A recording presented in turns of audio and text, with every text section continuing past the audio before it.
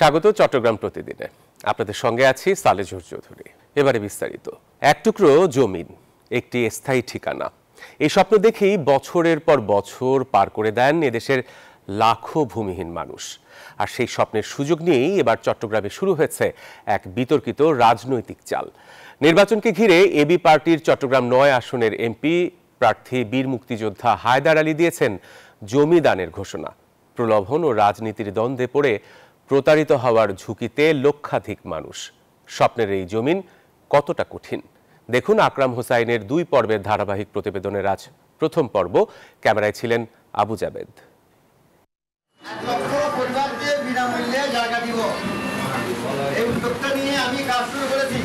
চারিদিকে নির্বাচনী ডামাডোলের মাঝে এ যেন এক ব্যতিক্রমী ঘোষণা। 1 লাখ ভূমিহীনকে দেয়া হবে 2 শতক করে জমিদান। শুনতে অবিশ্বাস্য মনে হলেও নির্বাচনকে ঘিরে এমনই এক অঙ্গীকার দিয়েছেন চট্টগ্রামের এবি পার্টির প্রার্থী বীর মুক্তিযোদ্ধা হায়দার আলী। জমির ঘোষণায় আশায় স্বপ্ন বুনছেন নিম্নবিত্ত সমাজ। তবে এই সোনার হরিণ পেতে হলে রয়েছে নানা শর্ত। প্রথমেই হায়দার আলীকে নিজ এলাকায় এমপি হিসেবে নির্বাচিত করতে হবে। সদস্যদের নিজ খরচে তার নির্বাচনী সমাবেশে যোগ দিতে হবে। অনুপস্থিত থাকলে সদস্যপদ বাতিল হবে বলেও জানান তিনি। ভোটার হইতে হবে চট্টগ্রাম সিটির, কারণ সিটির ভোটার না হইলে আমি ওদেরকে কাজে লাগাইতে পারবো না। কাজে লাগাইতে বলতে মানে এই যে একটা নির্বাচন আসছে, সরকারি সহযোগিতা পাওয়ার জন্য আমাকে সদস্য হইতে পারলে এটা মানের মতো সহজ হয়ে যাবে। সমাবেশে অংশগ্রহণ করা মানুষগুলো বলছেন, এক টুকরো জমির আশায় কাজ ফেলে কষ্টের টাকা খরচ করে গেল 1 বছর ধরে ছুটছেন হায়দার আলীর নির্বাচনী সমাবেশে।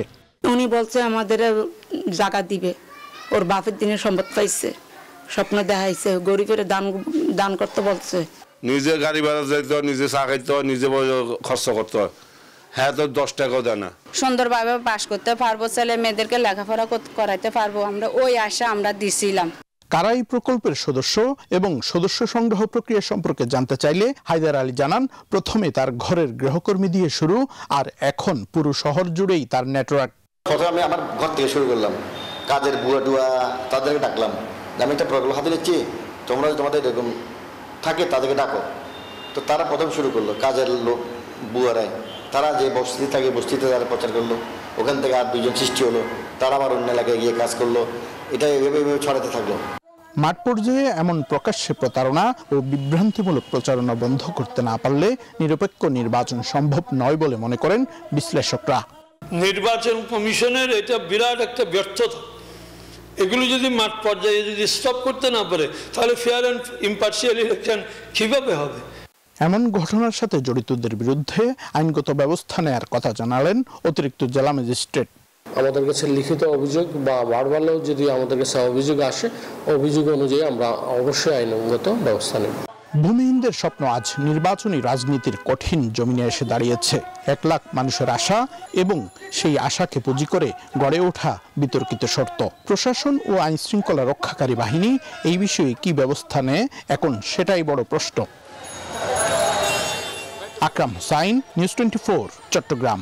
দেশে যত সমস্যা পুঞ্জীভূত হয়েছে তার সমাধান একমাত্র নির্বাচিত সরকারের পক্ষেই সম্ভব বলে মন্তব্য করেছেন বিএনপির স্থায়ী কমিটির সদস্য আমির খসরু মাহমুদ চৌধুরী। সকালে চট্টগ্রামের একটি 5 তারকা হোটেলে স্বাস্থ্য বিষয়ক সেমিনারে বক্তব্যের পর এমন কথা জানান তিনি। তিনি বলেন, ভোটের দিনে গণভোট কোনো আপত্তি নেই তাদের। শেখ হাসিনার বিরুদ্ধে রায় কোন দিকে যাবে তা বিচার বিভাগের উপর নির্ভর, তাই সবার উচিত বিচার বিভাগের উপর আস্থা রাখা। এ সময় বিএনপির অন্যান্য নেতাকর্মীরাও উপস্থিত ছিলেন। বাংলাদেশে একটা গণতান্ত্রিক অর্ডার ফিরিয়ে আনবো। গণতান্ত্রিক অর্ডার ফিরিয়ে আনলে জনগণের নির্বাচিত প্রতিনিধিদের মাধ্যমে যত সমস্যার কথা এখন বলা হচ্ছে, সব সমস্যার সমাধান হবে। ওই সাংবিধানিক বলেন, অর্থনৈতিক বলেন, সব সমাধান আছে শুধুমাত্র নির্বাচিত প্রতিনিধিদের মাধ্যমে, নির্বাচিত সরকারের মাধ্যমে।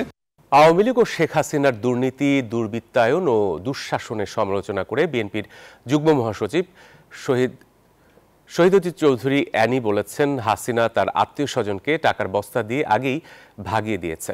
সকালে লক্ষ্মীপুর সদর উপজেলার বাঙ্গাখা ইউনিয়নের গৌরীনগর স্কুল মাঠে এক উঠোন বৈঠকে এসব কথা বলেন অ্যানি। তিনি বলেন, হাসিনার আত্মীয় স্বজন সবাইকে এমপি মন্ত্রী বানিয়েছে। আওয়ামী লীগের অনেকেই পালাতে পারেনি, অনেকে জেলে গেছে। এখন তারা দেশের বাহিরে বসে ষড়যন্ত্র করছে। হাসিনা তার আত্মীয় স্বজনকে বাইর করে দিচ্ছে, আওয়ামী লীগের সবাই পালাইতে পারে নাই, এরপরে অনেকে জেলে গেছে, এখনো দেশের বাইরে বসে ষড়যন্ত্র করতেছে।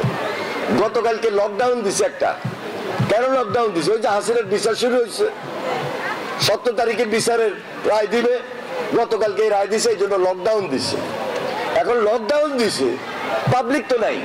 ব্রাহ্মণবাড়িয়া 4 আসনে বিএনপির মনোনয়ন ঘিরে তৃণমূলে দেখা দিয়েছে ব্যাপক অসন্তোষ। নেতাকর্মীদের দাবি, বিএনপি মনোনীত প্রার্থী বিগত 17 বছর সক্রিয় ছিলেন না দলীয় কার্যক্রমে, রাখেননি কোনো নেতাকর্মীর খোঁজ খবরও। তাই দলের দুঃসময়ে নেতাকর্মীদের পাশে থাকা জেলা বিএনপি নেতা কবির আহমেদ ভূঁইয়াকে বঞ্চিত করায় ফুঁসে উঠেছেন নেতাকর্মীরা। বাস্তবতা বিবেচনা করে মনোনয়ন পুনর্বিবেচনার দাবি তাদের। মাসুক হৃদয়ের পাঠানো তথ্যচিত্র নিয়ে দেখুন ডেস্ক রিপোর্ট। সীমান্তবর্তী কসবা ও আখাউড়া দুটি উপজেলা নিয়ে গঠিত ব্রাহ্মণবাড়িয়া 4 আসন।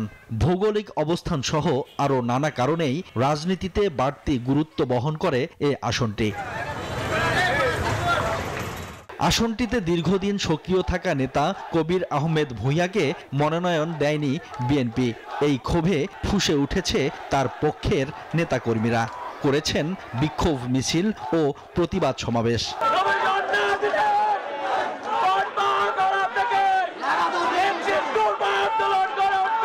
উনি বেগম ভারত থেকে 17 বছর পরে আইসা উনি নমিনেশন নিয়ে বলতেছে যে আমি নমিনেশন নিয়ে আসছি, আমরা এই নমিনেশন মানি না। তাদের অভিযোগ, দলের চেয়ারপারসন বেগম খালেদা জিয়ার উপদেষ্টা ও সাবেক এমপি মুশফিকুর রহমানকে মনোনয়ন দিলেও তিনি বিগত 17 বছর সংগঠনের কোনো কার্যক্রমেও সক্রিয় ছিলেন না।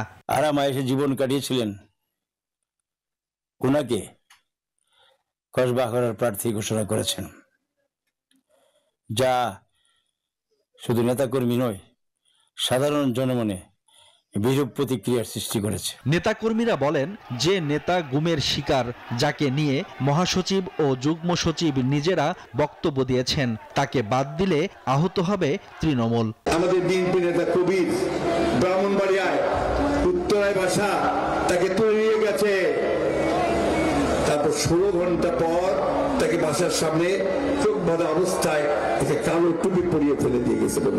মনোনয়ন পুনর্বিবেচনা করা না হলে কসবা আখাউড়া অচল করার কঠোর হুঁশিয়ারি দেন নেতাকর্মীরা। যদি আমাদের এই দাবিটাকে না মানা হয়, আখাউড়া কঠোর থেকে কঠোর আন্দোলনের সবকিছু আমাদের এই কসবা আখাউড়ার দায়িত্বপ্রাপ্ত নেতা কবির আহমেদ ভূঁইয়া একমাত্র আমাদের খোঁজখবর নিয়েছেন। ধানের শীষের টিকিট দিলে ইনশাআল্লাহ আখাউড়া কসবায় উনি অতীত ছিলেন, বর্তমানে আছে, ইনশাআল্লাহ থাকবে।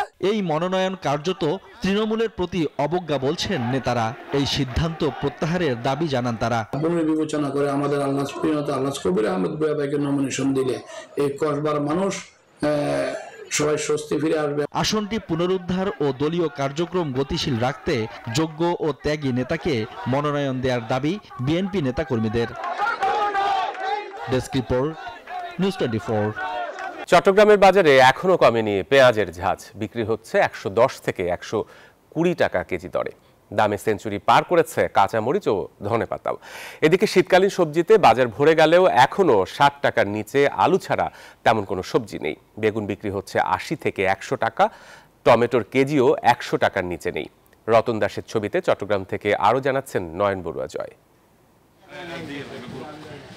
চট্টগ্রামের বাজারে দেশে উৎপাদিত পেঁয়াজের কোনো কমতি নেই, তবু পেঁয়াজ কিনতে গেলেই ক্রেতার মাথায় হাত। সেঞ্চুরি পার করেছে দেশে উৎপাদিত পেঁয়াজের মূল্য।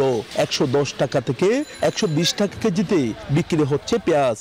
120 টাকা করে কেজি বলতেছে, অনেক বেশি দাম। পেঁয়াজের যে দামটা দেখছি প্রায় 30-40 টাকা বেশি, এটা আসলে সাধারণ নাগরিকের নাগালের বাইরে। বিক্রেতারা বলছেন পেঁয়াজের যোগান কমায় বেড়েছে দাম। পেঁয়াজ বড়টা 110, মাদারটা 105, ওটা হলো 100 টাকা। পেঁয়াজ সরবরাহ কম হওয়ার কারণে দাম একটু বেশি। এইদিকে পেঁয়াজের পাশাপাশি এবার সেঞ্চুরি করেছে কাঁচামরিচও।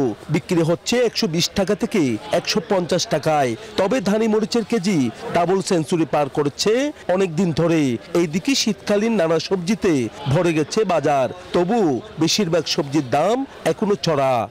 সিজনের সময় মূলা থাকে সবসময় 20 টাকা 30 টাকা, এখন সেই মূলা 50 টাকা 60 টাকা করে, মানে মোটামুটি সব বাজার মূল্যের দাম দ্রব্যমূল্য বেশি, সবজির দাম অনেক বেশি, সেই জন্য ওদের আরো মানে কি আসলে সিন্ডিকেট করে জিনিসগুলো আসলে দাম বেশি বাড়ানো হচ্ছে মনে হচ্ছে। কমেছে ব্রয়লার মুরগি সহ সোনালী মুরগির দাম, এখনো অপরিবর্তিত গরু খাসির মাংসের দাম। চড়া দামে বিক্রি হচ্ছে সব ধরনের মাছও, তবে কমেছে চাল সহ ডিমের দাম। নয়ন বড়ুয়া জয়, নিউজ 24, চট্টগ্রাম। নোয়াখালীর 5 আসনে বিএনপির প্রাথমিক মনোনয়ন প্রাপ্ত ফখরুল ইসলামের মনোনয়ন বাতিলের দাবিতে মানববন্ধন করেছে কোম্পানীগঞ্জ উপজেলার সর্বস্তরের জনগণ। শুক্রবার বিএনপি কেন্দ্রীয় কার্যালয়ের সামনে এই কর্মসূচি পালন করেন তারা। তাদের দাবি, ফখরুল ইসলাম বিএনপির কোনো পদে না থেকেও নমিনেশন বাগিয়ে নিয়েছেন। এছাড়া তার নামে অর্থ পাচার ও আওয়ামী লীগের রাজনীতির সাথে জড়িত থাকারও অভিযোগ রয়েছে।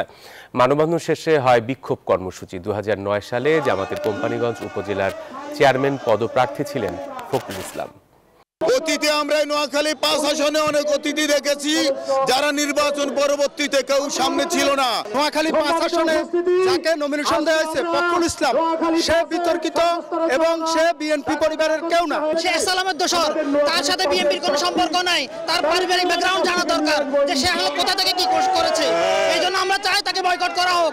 চট্টগ্রামের রাঙ্গুনিয়ার সরবভাটা এলাকায় সন্ত্রাসীদের গুলিতে আব্দুল মান্নান নামে এক শ্রমিক দলনেতার নিহত হওয়ার খবর পাওয়া গেছে। বৃহস্পতিবার রাতে ইউনিয়নের 6 নম্বর ওয়ার্ড এলাকায় এই ঘটনা ঘটে।